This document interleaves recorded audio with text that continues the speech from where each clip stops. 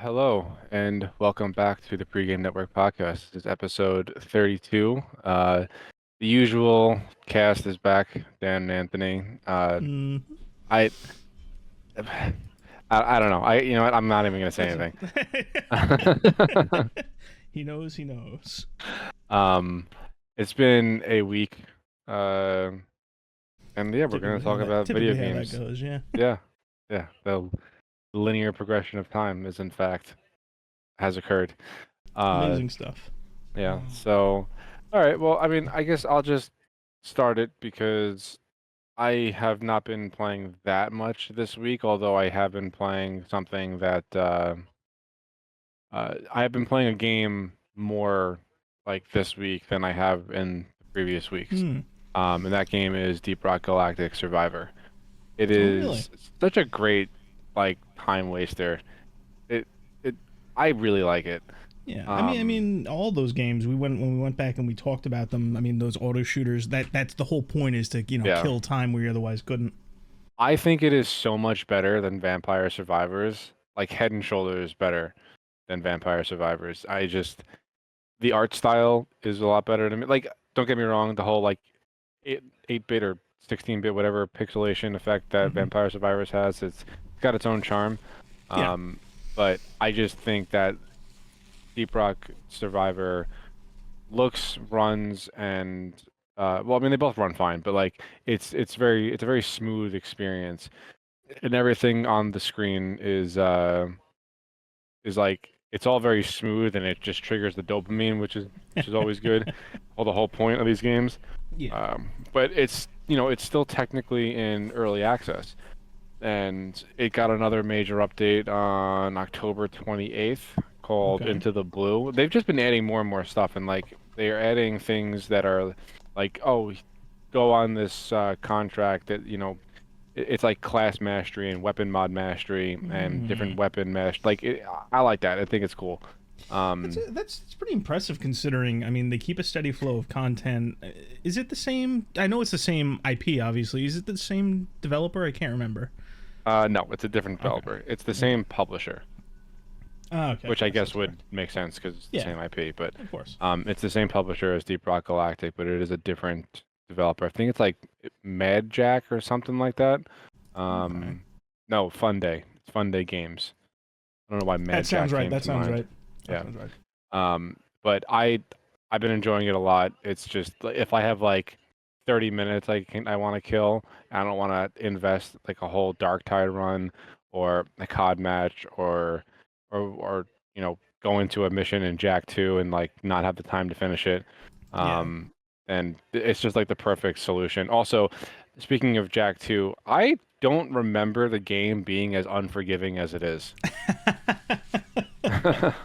There's Um, when I it's like think of it, there's a decent amount of challenge to that game that yeah, I mean it doesn't hold your hand for sure. Was it the most yeah. difficult game in the world back then? No, but it provided a not substantial but a substantive challenge. Especially Yeah. like I immediately think of those levels where it's like you're being chased by like the security tank and you're playing from its point of view. Yeah. Those always got me when I was younger. I'm a little better at Yeah. them now, but those I remember because you got to remember Jack 2, even though it is far removed. I mean, we've talked about the precursor legacy quite a bit, but Jack 2 is still grounded in the platforming movement, even if the levels and the missions are a little different. There's Oh, plenty very of much so. platforming. Yeah. Yeah.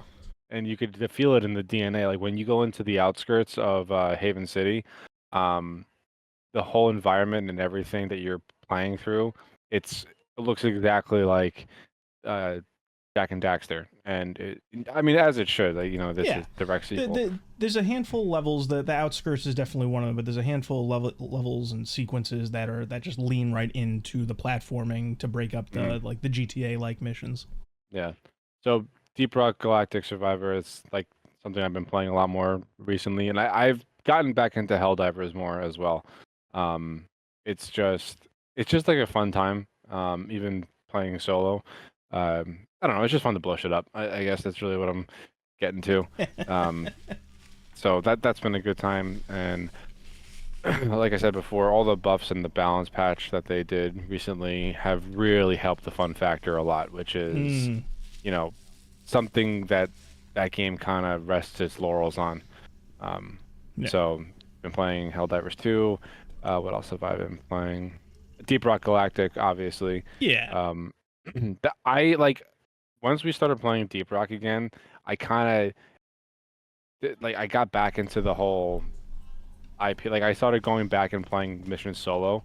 And Oh, okay. then I actually like so I I sat down on my computer one day with the intention of playing Survivor, and I launched Deep Rock Galactic like just I was just on autopilot or something. Like I just I started that. I'm like, this doesn't look the same. Like that's weird. Maybe they updated it. And then it loaded into like the space station, the like the hub area. I was like, oh god damn it, I hit the wrong game. Um, but yeah, so that's pretty much the extent of what I've been playing this week. It's not too much, Nothing, but nothing too crazy or extensive. yeah. The thing is, like, I actually did try to go back and play the seasonal content for Destiny, and I got it like 10 or 5 minutes into uh the activity, and I was just like, ugh, and I just quit out.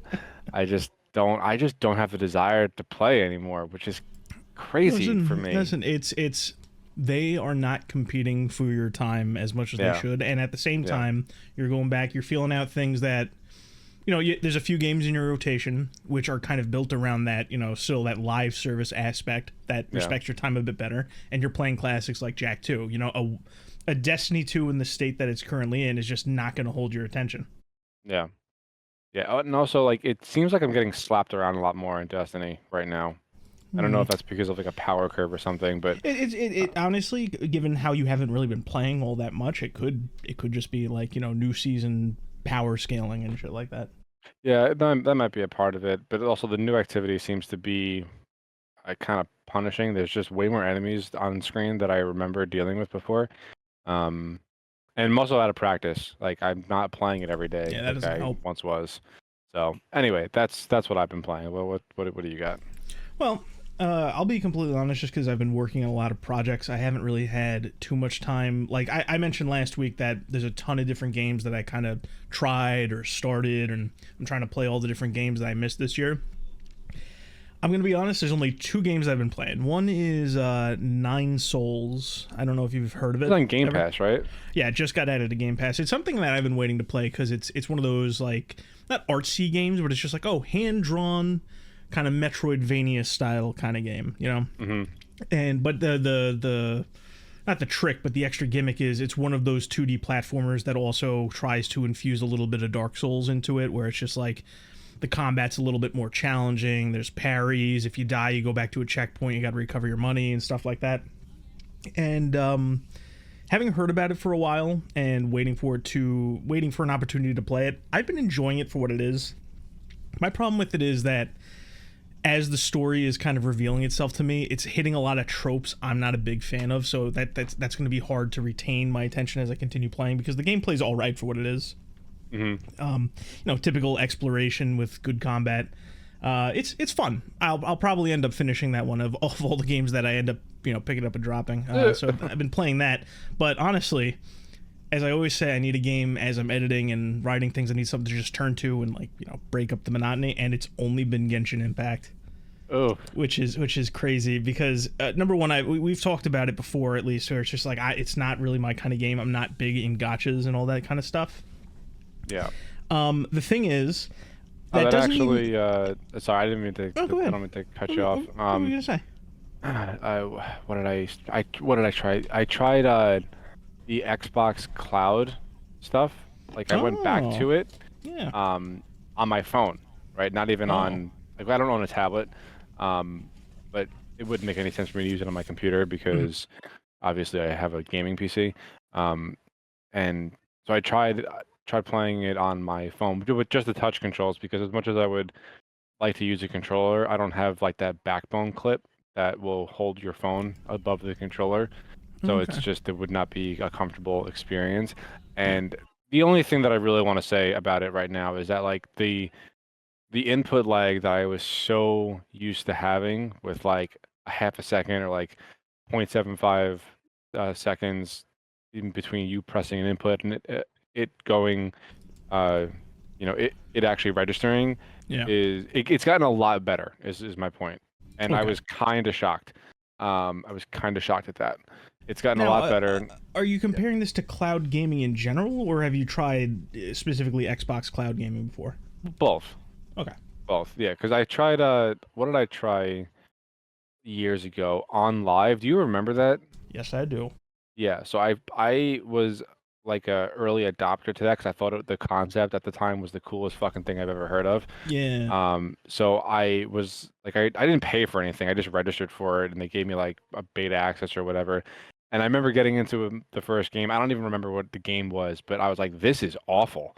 And I just put it down and never touched it again because the input lag was so crippling that I just couldn't fucking play anything. Um, so I decided to. It's all off of a web browser on your phone. So Mhm. like you open up Chrome, you go to the xbox.com/play, and then you have to install a plugin on your phone browser, and then it'll launch the game session on on server side on their end, obviously. But it was like very playable. I was kind of impressed, honestly.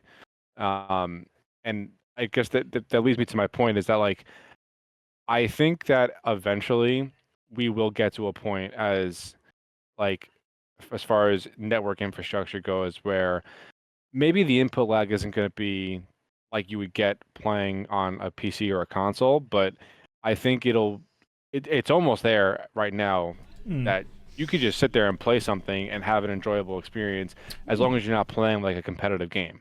I was very surprised by just how much I was able to tolerate it. Yeah, that's definitely something that while I wouldn't necessarily say it's a big focus for me, I can kind of see what you're saying, where it's like Right. I mean, it's it's not we're like a gonna reach huge that focus point. for me either. I just got Yeah. curious one day, and Yeah. I downloaded it, Yeah. and I was pleasantly surprised. So I think that eventually I think it'll get to a point where I would invest in like a phone backbone clip for my controller if I was just like out and about. Because if all I have to take with me is my controller and I already have a carrying case for it, then as long as I have a reliable internet connection, whether it's Wi-Fi or 5G, um, I wouldn't mind playing something on the go like that. So that would be pretty cool. Yeah, it's definitely come a long way, and I will say that of all the companies to kind of step into that ring, I always assumed that Microsoft would have the edge up, just because we've Mhm. talked about it before, where they have one of their biggest like back end things, something they're always working on, is their cloud computing. They've always been a huge competitor in that space, so they have Yeah, a lot of that infrastructure on their side. right, they've got the Obviously, skeleton down. exactly. Obviously, like mileage will vary just because globally, a lot of sectors in the world, even like first world countries, struggle with internet infrastructure where it's Yeah, not where it needs to be. And I think that's right. just that's something I've always said, where it's just like, how do you overcome that? Like how much can you do on the back end and the coding to make it actually function? But I mean, Well, you're saying it's pretty yeah. functional, but Well, it's pretty functional where I live. I have pretty good internet service where I yeah, live. yeah. So I I couldn't imagine me going somewhere where the infrastructure wasn't on par where, as it is in my neighborhood. Yeah, I can So, see that. yeah. Anyway, continue. So, you said Genshin Impact. Yeah, I mean, the only thing I would have to say about Genshin Impact is that having played it, it's kind of like there's a lot of different games, be it that are in this space like MMOs or gacha titles. I've tried, even if I don't stick with a lot of them, I do try more than you would expect, and I'm kind of in that period of the game where it's just like, all right, all of the starter bonuses are not gone, but like I'm kind of like I've gotten all the like the front loaded, like, here, keep playing our game, like all the goodies that they throw at you, right? Yeah. And it's to the point where getting new content is kind of like getting blood from a stone. Uh, And I mean, I'll be honest, I'm enjoying the combat more than I thought I would. It's definitely interesting. I kind of wish the characters were a bit more varied in what styles they have, but it's just like they have like 4 to 6 archetypes. They put the characters on that and they make modifications based on what they end up doing. I will say it is kind of funny because just from how much I've been playing, I was able to get one of the rarer characters from an event that's going on, and it's like night and day with the regular characters, because the regular characters, it's like a watered down action game, which is fun in its own right, especially when you switch characters to mix elements and different attacks and stuff like that. And then you have this the 5-star character, the event character, which is basically just this chick that like flies around with like a gun twice her size, and it's just you can float around all the combat encounters. It auto locks 6 or so bullets. The bullets have random elements, so it brute forces all of the systems of the fucking game. So I'm just like, are all like the rare characters that you need to sit there and roll like 90 times for gonna be like this? It's like, yeah, whatever, as long as I don't put money into it, and I guess I'm getting something out of it. But like I said, it's fun enough for what it is. It's got really nice music. The world looks really nice. I'm gonna wait another week before I start like really getting into how I feel about it, but like it's more positive than if you had asked me. I'm very surprised. Yeah, than if you had asked me like years ago when the game first launched. But I'm gonna give it another week to see if once I'm past that period of like new game, new player bonuses, how I feel about it then, and we'll see where we go from there. Okay. All right. Yeah. Was that it for you? Yeah, that's all I've been playing. Just those 2 games. Okay. All right. Well, that's cool. As far as, all right. Well, I mean, like moving on to stuff that we want to discuss. Yeah. Small thing that I sent you before was Sly Cooper and Jack and Daxter were added to the PS Plus Yes. for the 30th anniversary, which is great. It's all good. I am a big fan of this. But God damn it, give me a Jack 4 or remake the entire trilogy, you cowards. Yeah, it's something that always comes up each time we talk about it. It's like, I don't know if Naughty Dog of the now could make like an entertaining Jack game, but it's even something if that you just still did want, it like you know? page for page, I would be okay with that. Yeah, I just want to give me a facelift. yeah. I think there's only one thing on the horizon for them, and have you heard? There's like they're working on a new game. Yes, like I know that they're working on a new game. Hopefully, it's not another Last of Us title or spin-off or whatever. I'll be completely honest. I don't have much hope for it right off the get-go because it's Neil Druckmann's baby. So it's just like, ooh, yeah, not going to happen. The first game was a fluke. I mean, I know how you feel about it, but I loved it. I haven't even played the second game. What you're talking about? The Last of Us, obviously, in this case, right? Yeah, part 2. Neil Druckmann stumbled into The Last of Us Part 1, The Last of Us 1. So like when I like do the little skeeve from Neil Druckmann, it's not Last of Us 1 because there were a lot of talented people around him that were in much more important places. He had much more involvement in Last of Us Part 2, but yeah. So I hear it's supposed to be some like people the insiders, quote unquote, are saying it's supposed to be an open world sci-fi game. I know next to nothing about it, but that's where Naughty Dog's at. So Jack, we're gonna be waiting probably forever. If we even want it, based on who's at Naughty Dog. I think I'm gonna brand this next section as the gift that keeps on giving. Oh, I know where you're going with this. And it's twofold. Okay, so the first one, and this one will be kind of brief. Star Citizen, the Cloud Emporium Games, the developer behind Star Citizen, lays off staff immediately after convention crunch, and they were in hot water for this before, for crunch in the game, which doesn't make any fucking sense because it's been the longest in development game, maybe just behind Duke Nukem Forever. Imagine like coasting for like over a decade and then complaining about crunch. It's just nuts. What does it say? Despite spending a month with an average of 12 extra weekly hours and mandatory office presence, the Squadron 42 demo was messy, crashing multiple times during the big show. So here's the thing. I do think it is like the story as written is kind of scummy, right? Where it's like you push a bunch of workers and then immediately fire them after it. But it sounds like that it just wasn't. Was it an issue of quality? Did you see the event? Like what happened there? No, I didn't watch. I read the article. I didn't watch the because dude, it's like a fucking hour and a half gameplay demo. I don't have the time for that. So it no, I have better things to do.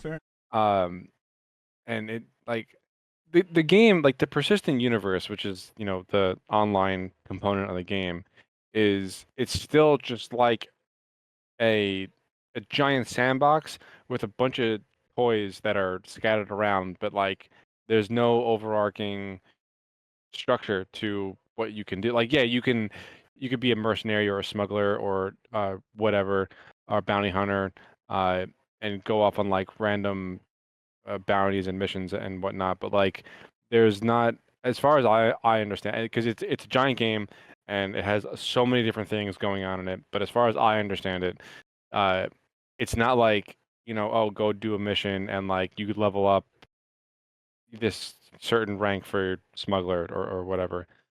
Just like a big sandbox. Yeah, and like I guess that's fine for what it is, but the amount of money they charge for in-game chips and different things is like, as you know, astronomical. I don't know, man. Like it's still the coolest idea for like a sci-fi space game in my mind, but like that's purely in theory. It's not. Yeah, it's They're the not doing anything in execution practice, isn't right? there. Yeah, The execution isn't there. It's like you have the foundation, you have a lot of the working parts internally, but it's a sandbox. Like, what are you gonna do? yeah. I mean, they are over $750 million for uh, raise money for the development of this game. It's like it's just the bubble keeps getting bigger. Yeah, It's gonna pop eventually. it's gonna. I can't. I need to see where this game ends up going. It's just I know. we've been attached to this thing for Yeah, so that's fucking why I said it's the long. gift that keeps on giving. So like I I have a lot of different thoughts on Star Citizen. I would love to jump in it. Oh, that also reminds me, they have like they're doing this full play free week right now where you can download the game and jump into the persistent universe and experience what it's supposed to be. Which would be great if it didn't run, like if I didn't need a NASA supercomputer to run the goddamn game. Like I could run it, like it works, but it's not a pleasant experience, and everything is slow and sluggish, and it's not smooth, and it It's a just good thing they doesn't. fired those fucking playtesters. It doesn't run very well, and it's like 150 gig game. Like I can't do it again. Um, It needs more so time in the oven, clearly. clearly, so that's one game in the gift that keeps on giving category. The other one is Concord again. And it's really more based on the secret level episode that they're supposed to be getting, because you sent me this and I Yes. remember at the last second.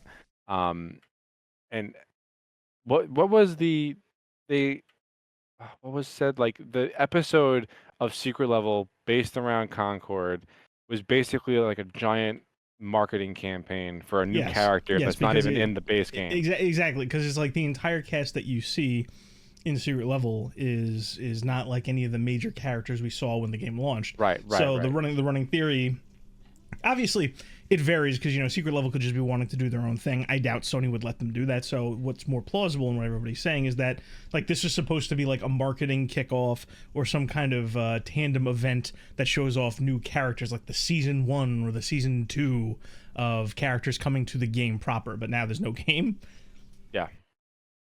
Like, talk about the greatest blunder in gaming history. Oh, it's I phenomenal. think it's the great, like I think it does take that prize. It's the greatest blunder in gaming history. It just doesn't. They failed so spectacularly on every level, and they've invested so much money. Oh my God, $450 million, right? Wasn't that, or was it 400 million? I think it was doesn't just even, 400 splitting million. hairs. I think what it was is development cost was 200 million, Right. and then they And then the paid marketing. 200 for the studio proper.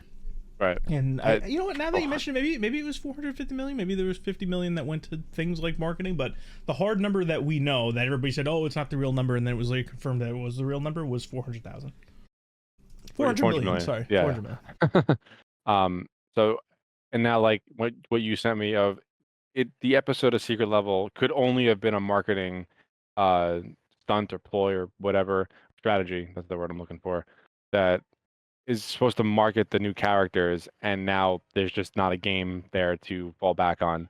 It's just bonkers. Yeah, and obviously it's hard to tell because the way that Secret Level did its marketing, it did like an announcement, and then much later now they're doing all the different like teasers for each individual episode. I'm almost positive in their lineup where it was like the big rectangular cuts next to each other highlighting one episode each.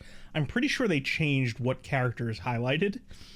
And why I say this is because the character that was highlighted initially looked like one of the characters that was actually on the roster, and now they made it so that I can't even pick the fucking game out in this survey, so to speak, of like the 13 games or whatever. I can't even pick Concord out because they took the one recognizable guy out of the marketing, and I can't see it anymore. Oh my! It's crazy. So anyway, that is the gift that keeps on giving. It just both of those games they just won't stop. And one of them is actually dead. So yes, but I'm sure we'll keep hearing about. Like I said, there's going to be a period of time after the episode comes out where we're going to have all the different people come out and go like, we should have just given Concord a chance. The greatest game that never was. Blah blah blah blah blah blah blah blah blah. Yeah, moving on. Enough. Yeah, moving on.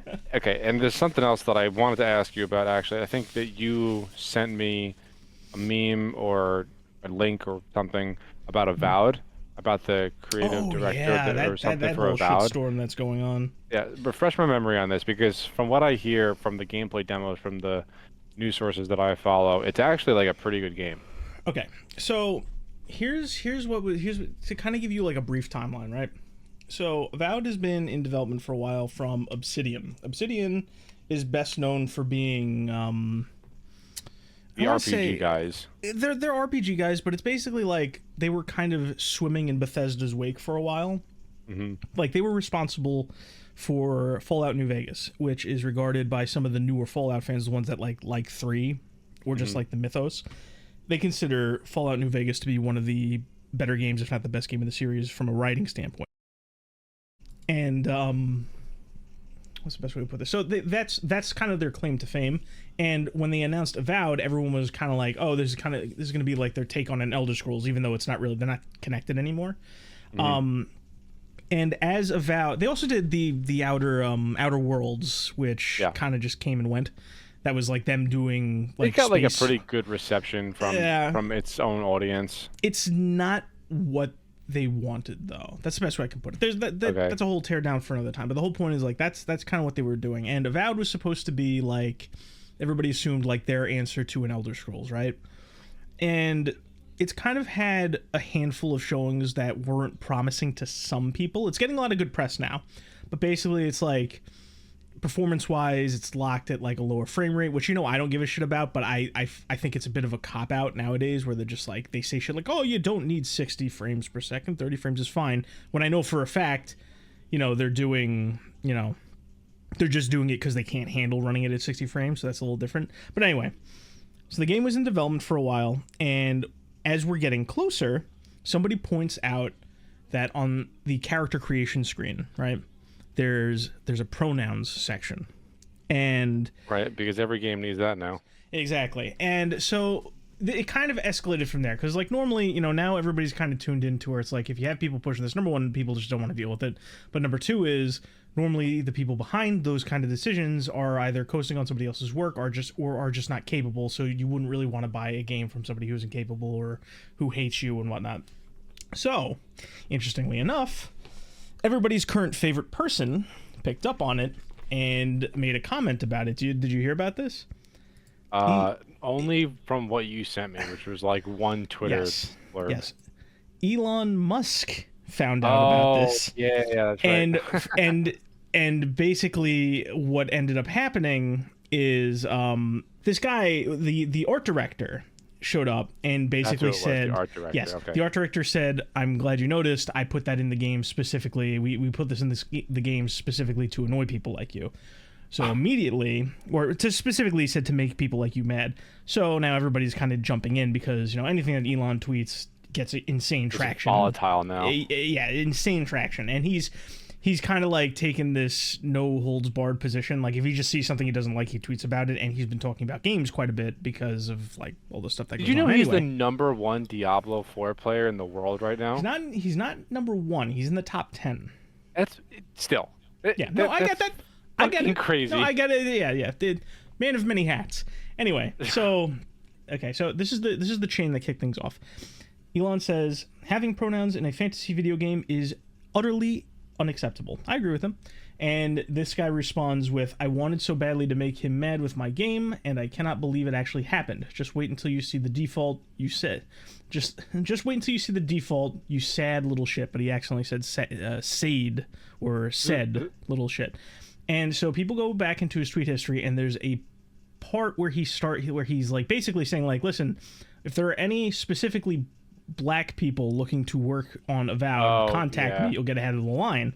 So now that he's got Elon's attention, somebody goes, he at Satya Nadella, the CEO of Microsoft, saying this is illegal, and it just kind of spiraled out of control from there. So basically what's going on right now is all eyes are on this game and on this guy, as this game, which was realistically is probably going to be like a 7-8 out of 10 for Microsoft. You know, we talk, you know, Microsoft really needs 10 out of 10s and a strong comeback.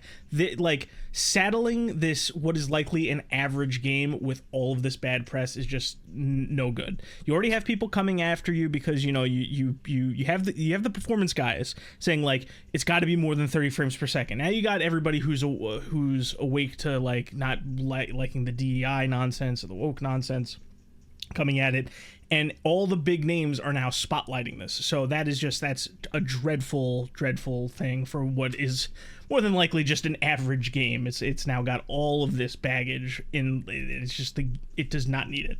I wish I knew what to say to this, because like this keeps on happening, and it seems like it's happening more and more often. Yes. So just, you know, what do you even do with people like this? So here's the thing. I mentioned this a while ago.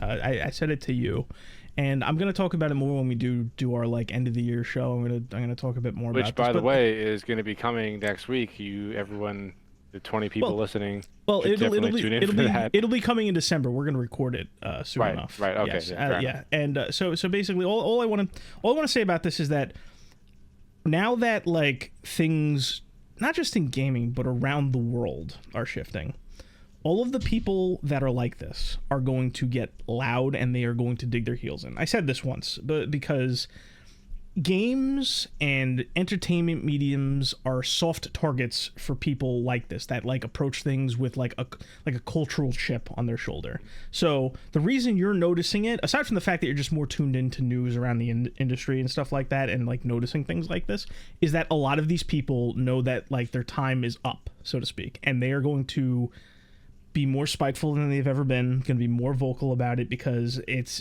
some people, they're going to do this as like a defense mechanism, just to kind of rally support or to like kind of get the last punch in before like things just fall apart around them.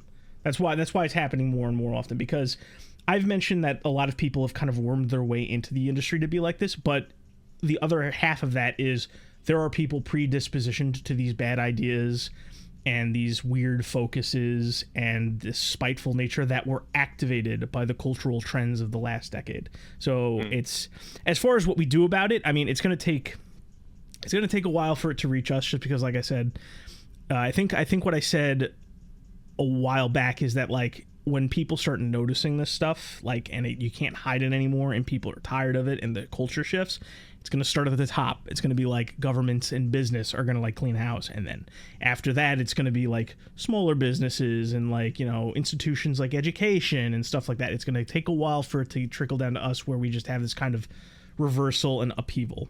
I mean, in the meantime, I think we're going to see like spots where things just get better. Like I think there's going to be a turnaround, you know, in spaces like the AAA. I think they're going to carry it before the industry just kind of rights ship, where it's just like, even if the games are bad, you aren't filled to the brim with people that fucking hate people who play video games making video games, because that's just insane. But the Avowed is going to be one of many cases like that. Like we talked about when we keep talking about Concord, because it just keeps happening. But like you had that one person where it's just like they got any little bit of critique, and you know, people that didn't like the characters' designs, and it's like, all of you are talentless freaks. Or you get like people, the guys that make Guilty Gear, basically saying like they were trying to destroy their past works, and it's just it's something that's going to build. They're going to dig in, they're going to get loud. We're going to see a lot more stories like this, and then eventually, the years from now, the industry will be right as rain again, and so will a lot of other sectors in the world, and we'll be Always there to see. erring on the side of positivity. Listen, this can't last forever. Nobody likes this shit. Yeah, And it's not, yeah. and it's not just, you know, it would really suck if it was really just in our corner of the world, like, you know, I don't think so. But what I'm saying, it would really suck if that was the case. I'm not saying it is the case, but it's like, you know how I have a stick up my ass about localization and game translations? Yes. Having that as like a sticking point really sucks because it's not something that affects everybody. Like, imagine if all this shit happening in games was just really centralized there and you just had to suck it up and deal with it for a long time. It's not going to be like that. It's a worldwide cultural phenomenon that's falling away. It's going to be a rocky couple months to a year. And then after that, things are kind of going to wind back, or at least a proper fight for the industry will begin or will start up. That's the takeaway from it. So yeah, Speaking Avowed. of stupid shit. Avowed 7 out of 10 games. Avowed, Saddled with a bunch of unnecessary shit. Yeah. Go ahead. What were you going to say? Did you see the Rod Ferguson Twitter post from last week? No, Should have what was brought it it? up last week, but I'm just remembering it now. Eh, So this is on the topic of Path of Exile. I've been going on and on about it. The more they're showing about this game, the better it looks. And it's going to be free to play eventually, which is just awesome. And they've had a really good track record of not fucking over their players with microtransactions. So that's always a plus. Yeah. But so Rod Ferguson, he is the senior vice president and general manager of Diablo at Blizzard. Okay. He put out a tweet last week, and it reads as follows. Feels like the genre of ARPG is starting to mean a lot of different things, much like Souls-like and roguelike. I wonder if we can normalize Diablo-like for ARPGs that follow the Diablo formula, ... Yeah, that's exactly the reaction I was expecting. There's a few things like that. First of all, Diablo is not Diablo-like anymore. That's the first thing I'll fucking say about that. Blizzard has its own set of shit that it needs to deal with. What I'll say is, all these likes and lights. First of all, there's way too fucking many of them. I've commented before about how frustrated I am with how asinine the genre situation is when it comes to, you know, just what's used as vernacular. The only one that has some justifiable position of existence is Metroidvania, and I don't even like using that often, because Metroidvania it's easier to say that than it is to say explorative open world 2D platformer, which is like the closest word I can really come up with. First of all, I've had, as you know, I'm not a fan of action RPG being used to describe isometric RPGs. I know. I wasn't trying to get into that. Yes. I was actually trying to avoid that. But the reason I say that is because Diablo hails from a time where those were a lot more common. And, you know, I guess what I would say to that claim is that you branched off from CRPGs and isometric RPGs, and you didn't really do much except for dumb down some of your mechanics. So, I mean, to answer that inquiry, no, we don't need Diablo-likes, because, you know, you've brought to, you know, you always bring up Path of Exile, and there are other games like that, and it's just like, I don't think people would be trying to, you know, he would even have the space to really say like, oh, let's make Diablo-like, if people just hadn't forgotten what that blend of RPG used to be called. CRPG, isometric RPG, whatever you want to call it, but Diablo-like, there's no need for a term like that. There just isn't. Right. That's what because Diablo said on his post. Yeah, Diablo wasn't the first.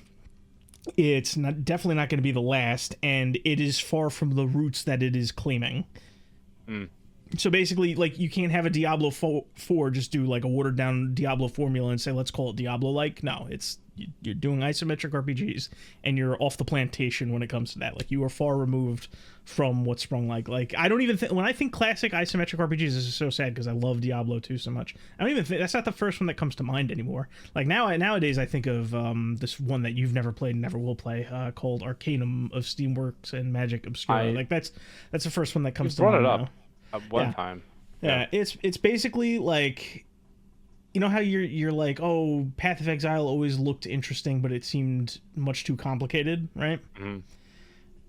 Arcanum is like a step down as far as complexity goes, and that's only if you go into the Steamworks portion of it, because like the Steam weaponry, I can't even fucking wrap my head around it. I never really figured out how the Steam Workshop like worked in the games that I play.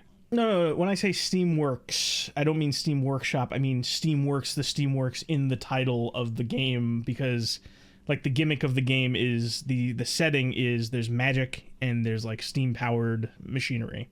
And okay. the magic portion of it is a lot like a Diablo 2 skill tree. Like if you remember, where it's just like, you know, there's different spells and different things you can branch into. It's a bit more expansive than that. Like there's every different element, and every different element has like 4 skills that you can get, and then all those skills can be leveled up a certain way, and you kind of pick and choose what you like.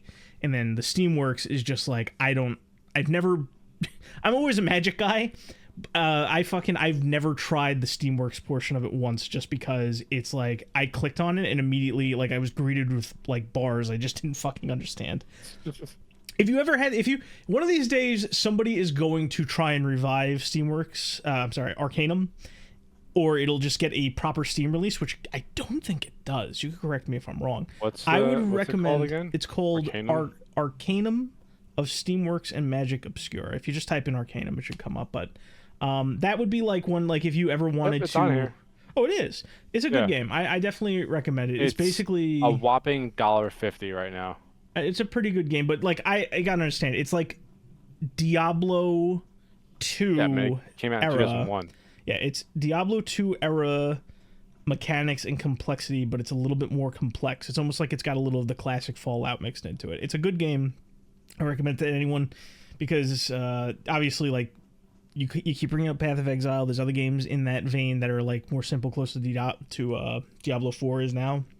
Mm-hmm. And if anybody's looking for that classic itch, not a lot of people have really heard about it or played it. It's not niche, but nowadays nobody's really heard of it. It's definitely one I'd recommend to people. It's really cool. Yeah, that's my long word. Diablo-likes bullshit. I'm like I really what I was looking for. Yeah, I'm already fighting on the hill of like, I think character action game is a bullshit genre. I will split my focus to make sure Diablo-like never becomes a thing. I know you have something that you want to talk about. Are you saying because you know something that I linked and you think I want to talk about it, or are you saying that I normally have things to talk about? Well, a little bit of both. What do you think? Refresh my memory. What do I want to talk about, Dan? Well, there's definitely something in the fighting game scene that I know that you would like to talk about. What would that be? I don't know. I wasn't leading. It sounded like you were like, oh, I know you already want to talk. Well, there is something interesting and kind of funny that happened. There's rumors going around that Mortal Kombat 1 will no longer be getting support. Is that a good or a bad thing? I think it's a funny thing, because whenever this, so it's we talked a couple weeks ago about how Warner Brothers is kind of is cutting back on their gaming division, right? And they're going to put their focus in 4 specific IPs, one of which is Mortal Kombat. Now, Mortal Kombat, I don't know how much I've really talked about on the podcast before, because typically Mortal Kombat's not something I'm particularly interested in. I like some of the older games. I like 9, but Mortal Kombat 1 has been getting quite a bit of critique, I would say, since it launched, because the gameplay, they tried something a little different, and like what's left of the classic players don't like it. What the people that jumped on with 10 don't like it. It's not really balanced all that well. It's kind of janky. People are getting tired of like the guest characters, and there's a shit ton of guest characters. And basically what happened is their latest story expansion, called Chaos Reigns, didn't sell very well. So the insider scoop is that whatever was supposed to come next, a second story expansion and another combat pack, has been shelved. It's not going to happen anymore. And it kicked off a whole discussion around Mortal Kombat. Kind of like we had this moment where you reap what you sow. Like the community around it is kind of like having this moment like, what the hell happened? Or, oh, it's Warner Brothers, it's corporate overreach, it's all this, when it's really just the games are just not good anymore. Like, the series identity is generally what it usually boils down to. Yeah, because the interesting thing is, and I hate this, because Mortal Kombat is really the only legacy fighting game franchise to survive. It's coasted. It's coasted entirely on the fact that like fatalities were a thing back in the day and the shock value, because I'm going to tell you right now, it's a game series that has maybe like 15 mainline games in it, technically 13, but it's closer to 15 when you tally things up and all the compilations that people play. It's just, there's like 2 good games in the entire series. 2 good games, maybe 3 additional passable games. And it's just like, people are kind of just waking up to that. The competitive scene is fluid. There's always new names. People that buy it really just buy it to put it on the show. It's a kind of game like Eric would buy. He's like, oh, Mortal Kombat, cinematics and fatality. And then he would just put it on the shelf and he'd never fucking play it. Kind of like Injustice, right? And so people are just like, oh, it's really, Warner Brothers and their corporate overreach. I'm like, yeah, that's part of it, but the game kind of sucks. NetherRealm kind of sucks. They all of their characters are bland. It's like, it's got that Marvel movie problem where like the dialogue is quippy and everything. It's like, despite being one of the goriest games on the market, it's bland. So I guess there's really, I get bored talking about Mortal Kombat. One day I want to do something on Mortal Kombat. Right now I'm just bored of talking about it. It's basically, the Mortal Kombat content is particularly done, which doesn't surprise me because typically NetherRealm Studio games have a built-in shelf life of about 2 years. It's getting cut a little early, but it's got 2 combat packs, so that pretty much rounds out the whole thing. It's basically like people are just now starting to realize how bad the game is and how the structure is, but instead of like reflecting on what brought it to this point, they're just kind of pointing fingers, and I find that funny. That was my fighting game thing. Kind of another ramble, but Par for the course for you, honestly. Yeah. So, what else do you want to talk about for this past week? So it's not the story itself. I don't particularly have a lot to say about because it's still early. It kind of relates to something we were talking about before, but the topic kind of is interesting to me. Kind of. Okay. Going back to Elon Musk, he mentioned that he wants to branch XAI into a gaming division to quote unquote make games great again. So here's my thing about that caused that's another thing that caused an uproar, because I don't know how much you know about the AI stuff, not from the technological advancements, but particularly AI when it comes to artistry and creative fields. Have you been privy to any of the shit that goes on in there? It is an extremely, extremely polarized thing. It's almost as bad as politics. It's really nasty. When you go in there, kind of like politics adjacent almost. Exactly. So, but not even for the reasons you're thinking. I'm talking I could go on. There's 5 or so sites I have access to where I could go and I could just generate AI art. If I wanted to, right? Yeah, no, or I could play. Yeah. And if you do that, you are literally the devil to some people. They fucking hate you. They would want to tear you down. Well, they're just extremists. Yeah, but what I'm saying, it's one of those topics that accrues a lot of those people when you talk to them about it. But anyway, so the whole point is I look at it like this. I don't think, because we've never really had this conversation, but we'll make it about games. I think AI has a place in the workflow, right? I think that it could help alleviate small creators, but I don't think it can really create anything on its own. A bold statement, I know. I am completely with you on that. I think that it's good for, I would say, trivial tasks. If you needed to make, a very run-of-the-mill asset or something, or piece, not even art, because the machine has no idea what you're really after. That exactly. You'd have to explain it in excruciating detail, and even then it's going to get something wrong. Yes. And at that point, you might as well just do it yourself. Yes, we're still at the point where it should, I think it's gonna take a hammer to a lot of the credits, so to speak, in movies and video games and things like that, where it's just you have just a bunch of slave labor, right? That are just kind of there, they're low skill labor, but they kind of sculpt things based on your designs. And basically, what ended up happening is he said this, and those same people ended up getting really fucking furious, because they're just can you believe how he would want to do this? Can you imagine how bad games could get if you just fed them to machines? I have 2 things to say that. Number one, I don't think number one, the technology is not there to create a game from the ground up just by throwing a prompt at an AI. Number 2, I don't think that's what he meant. I don't think he meant I'm going to put 10 guys in a room to churn out AAA titles. And my whole thing is have you seen the game industry lately? You know, it's pretty fucking bad as is. So I was kind of just amused that we have this guy who has a pretty big chip on his shoulder when it comes to a lot of the cultural shit that goes on. I don't know how much you know about that. I mean, my life is kind of. That's perfectly fine. Just to kind of give you his words. I don't want to get too much into cultural shit, obviously. Elon Musk, right? Yes, Elon Musk. Yeah, his stance on the current culture, he is out to quote unquote destroy the woke mind virus. I don't know if you've ever heard him say. Okay with that. Regardless of what happens, I find it greatly humorous that he's throwing his weight in my favorite medium of all time, just because you mentioned he plays a lot of Diablo, so like everyone's just like screaming like the sky's falling. I'm just like, you made everything around me fucking terrible. You should be terrified of this man. Just to shake you loose a little bit. So yeah. So basically, what the only one with the actual means and the motive to those two things to do something about it. Exactly. Like he obviously has his focuses on more important things like keeping a free speech platform open and going to space.